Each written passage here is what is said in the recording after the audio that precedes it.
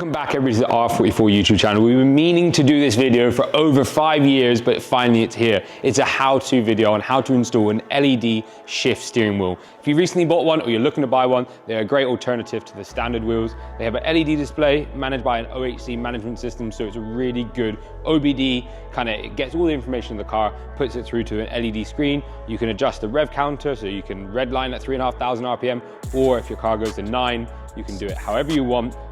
You've got some data in the middle. Dylan will go through that at the end of the video, but more importantly, there's loads of options. There's full Alcantara with M stitching, there's carbon, top and bottom Alcantara sides, leather sides. So take a look at all the listings below, but this video is going to show you how to install this to your car, featuring a bit of M Performance carbon interior for this M2 competition. Now we're inside the car, we're going to remove the original wheel. That's the first step. We're going to swap the wheel around. So using a flathead screwdriver, check the size. If you can get a little bit longer than what I have, it's ideal for first timers, but there's a little hole in each side of the steering wheel, so 2 holes on the left and the right. So you're going to put it inside, you're going to feel for a spring. Make sure it goes flat side in. You're then going to push the spring to release the airbag.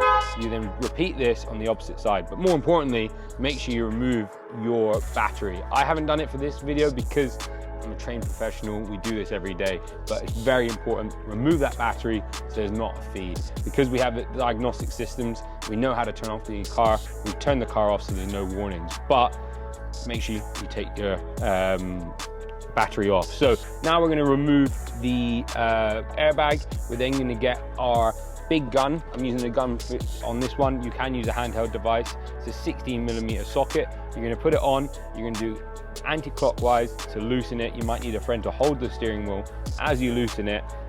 Once you loosen it all off, take it off and remove the steering wheel. On this instance, I'm going to use the impact driver that's been calibrated to the correct torque so it can break the bolt and retighten it later on in the video. But yeah, let's get this wheel off and then go from there.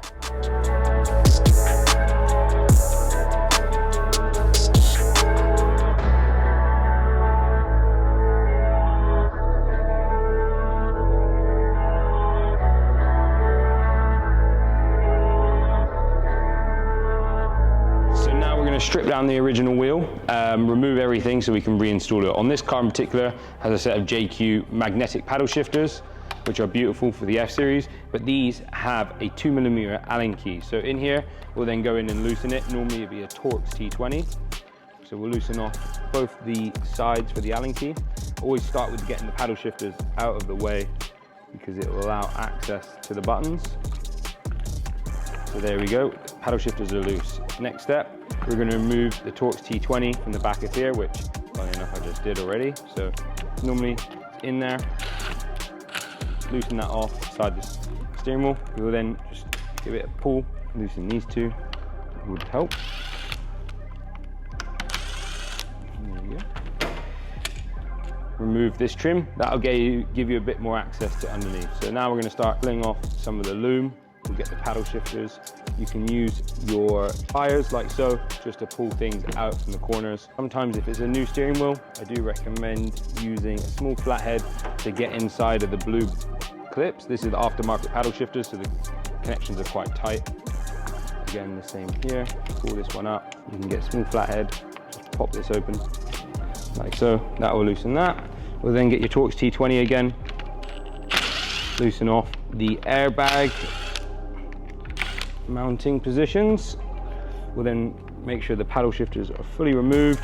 We can pull them away from the steering wheel. Now they're all disconnected. It's one paddle shifter, a second paddle shifter. Now that's removed, turn it over once more. You should see everything pop off, which is fine. You can then remove the last 2 screws for the buttons. I recommend always having a clean, organized surface behind, so any bolts you can then pick up in the back. There you go. So now that's done, got the last grounding cable here. Now the grounding is off, you can remove everything from the steering wheel. Move all your screws aside, so you can keep an eye on them. Now that's done, remove the backing, off the wheel down, grab your new wheel, and now you can start building it. So backing goes on first, tuck that all in there. You're gonna have the cables, so we're gonna be careful where we run the cables. It's important to keep an eye on them. First thing first, let's get this all back inside the steering wheel, like so. always start with the buttons. This car has obviously got our R44, actually the shift, red M1s and M2s, which you can check in the corner there if you want to buy them. Make sure all the cables are blue. Again, turn it over, small black screw, put that in there. Putting your buttons in first will just kind of start to shape the wheel a little bit better, tighten things up. I do them loosely, just so there's no cables. Again, the same here. Again, loose, just to make sure you get all the fitment later. Boom, now this is in there. We'll now put the airbag mounting plate back in. Again, I'll try and do everything loose. Don't over tighten everything at the start, just in case you need to go back to it, as well as I try and always hand tight anything on steering wheels, just because it's a cast piece of metal, so there could be potential that you'll strip the holes. So it's important just to tighten them off slowly, nothing too crazy, and then go over at the end with a handheld piece, or if you're using your hand anyways, you can just hand tighten these. You want to make sure you check the airbags as well. Make sure there's a bit of movement either side. And now we'll start to put all these looms back in place. But first, let's put these paddle shifters in. So JQ paddle shifters go in first, put the cable through. Actually, a good little pointer there. We need to tighten off these. So get inside there. I'm going to get a handheld tool. Make sure it's nice tight fitment. Loosen them up. Don't over tighten them.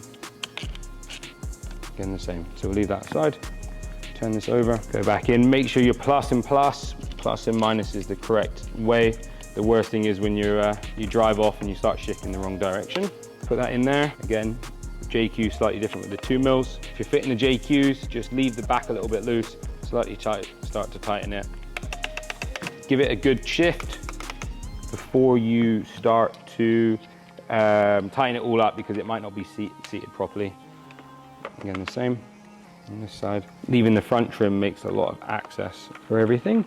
There you go. Again, now you're happy that the clicks are fine. You've checked the fitment all the way around the buttons. If the fitment's not great around these buttons, just go around, loosen them off, move them, make sure they're tight. Now tighten your paddle shifters.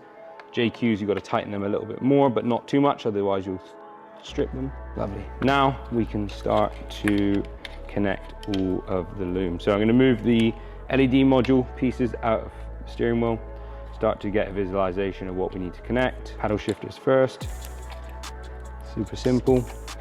Tuck them down the bottom. Sometimes it's worth taking a photo before you strip it down. If you want to put everything back the original way, a photo is quite helpful. Cool, paddle shifters in, tuck that inside there as well. Now we're going to leave this one loose, because we're going to start to follow these ones. So the blue one, we don't need to do anything with it. We can put that aside. The black one, we need to take it all the way around to the ground on this side. So do that first. Use the original grounding screw. Unless your steering wheel is provided with a different screw, then use this screw provided. Now we'll go tighten this. Again, anything with the casted steering wheel, do it by hand. This is going to create a negative connection and a ground connection for your steering wheel. So that's now connected. So the black cable can be tucked away nicely inside there. You can then tuck in the crossover loom for the buttons. Again, remember the position. Just going to wrap things up. We're going to make sure all the looms away the original way. Again, use your pliers, but don't go too crazy, because you do not want to break the loom. So that's now done. We then need to not worry about the blue. We'll tuck that back. I'd recommend tucking the blue inside here, because it's not really needed. We'll clean that up later. What we need to do is we're going to connect this red cable to the red on the airbag or the steering wheel connection. So that red there is this red. So I'm going to use soldering. So now I'm going to go over to the workbench. I'm going to solder these connections. You can use crimp connections however you wish to do it, but my preferred solution is soldering. So you can open up the cable now. I'll start soldering it together, clean it all up, and that'll be ready. So I'm going to catch you back once I've connected it. Wiring loom to get the data from the car to the steering wheel. This is the OBD kind of data box. So this is Bluetoothly connected, if that's a word, to the steering wheel. You've got a wiring loom here. This gray cable connects into here with these. Ooh, that's connected. You then have a string of things. You see that blue cable? If you wanted additional sensors, you can actually run the additional sensors here. but we do not need to do that. You then have a fuse, just in case anything goes wrong. You then have a kind of Y cable for the OBD. You're going to connect this to the OBD port, and this you can leave accessible to ever connect to the OBD. But my recommendation is one thing. What we're going to do is relocate the OBD. Now we're going to move it, we're going to put it above the car. In the terms of a service, you just advise where the OBD is. One, it helps with safety. Two, for cleanliness inside your footwell. All right, so first thing first, we're going to remove the OBD cover. So your OBD can be found here. It's simple as if you're happy with this, you can connect the OBD loom like so. That would connect the box. Then you would have to have this outside the car. What we like to do here at R44 is relocate the OBD just for cleanliness of the whole thing. So we're going to remove this cover. It's quite technical. Once it's unclipped, which is now, you have to start move it around like so. So you can bring it towards you and out. That's now provided access to the OBD. You use a flathead screwdriver to go this side of the OBD, so the inside. You're going to press it, pull it towards you.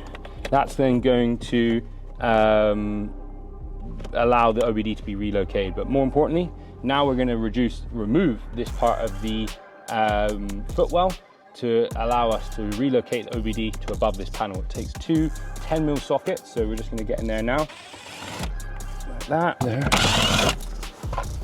Our hands, pull that down.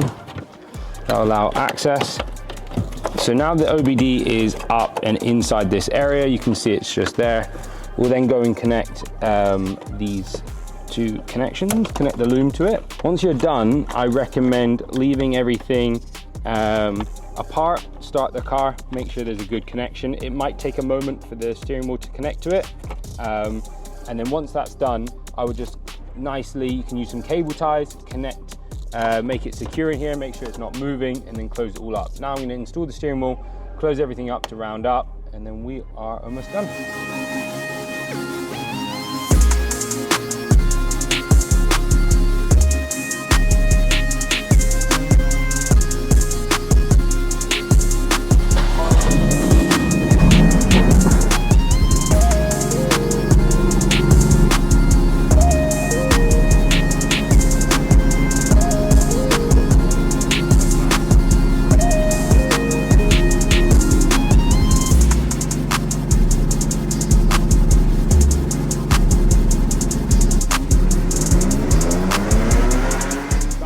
Thanks so much for watching. I hope you enjoyed the DIY video. I know Dylan's going to enjoy this steering wheel, so if you don't have one, get shopping today. If you have one, keep enjoying it, and make sure you check out all the links below and keep shopping and follow us on socials. All the best, take care.